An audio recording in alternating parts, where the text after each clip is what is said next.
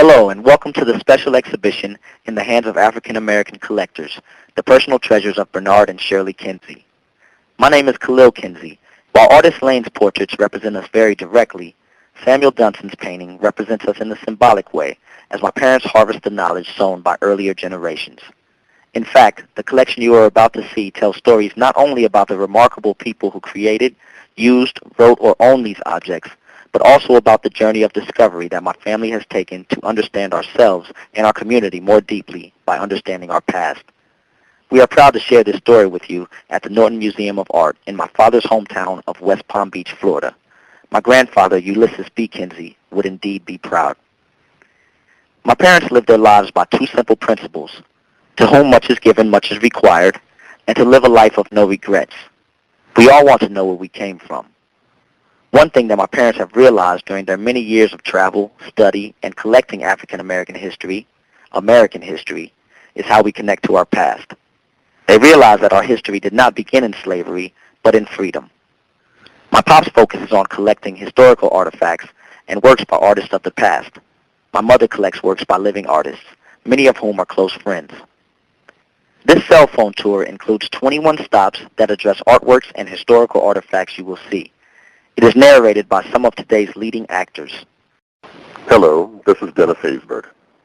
On May 17, 1954, the Supreme Court handed down a unanimous decision in the Brown v. Board of Education of Topeka that overturned earlier rulings and stated that, "We conclude that in the field of public education, the doctrine of separate but equal has no place." After the Montgomery bus boycott, several publishers approached Martin Luther King Jr. to write his account of this historic event. This letter, dated November 13, 1957, relates to King's review and qualified acceptance of a contract with Harper & Brothers Publishers.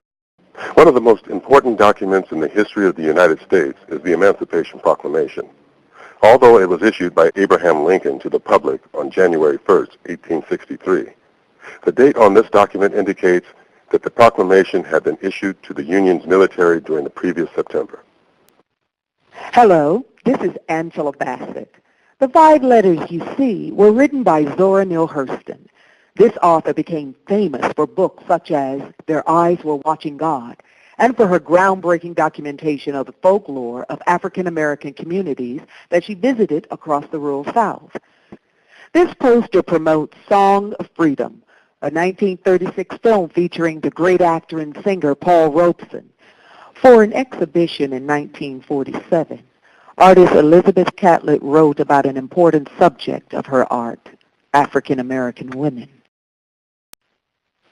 Hello, this is Courtney B. Vance. The curving shapes and shifting lights and darks that define this abstract composition are typical of Norman Lewis's work from the 1940s until his death in 1979. Several documents in this case represent the expansion of the international slave trade. Among them, however, are 2 books that address the lives of remarkable men who beat the devastating odds of slavery.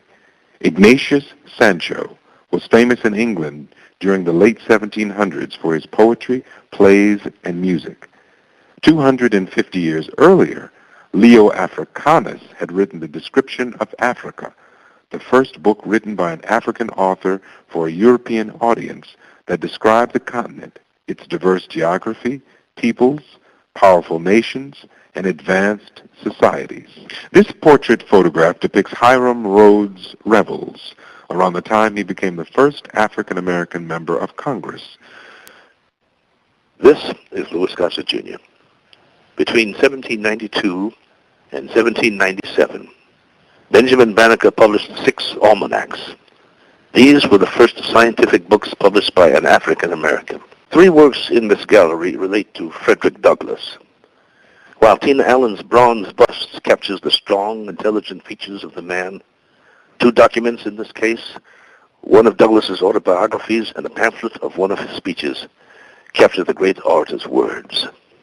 This notice from the state of North Carolina represents the repression of the Jim Crow laws that were in effect in many parts of the United States for almost 100 years.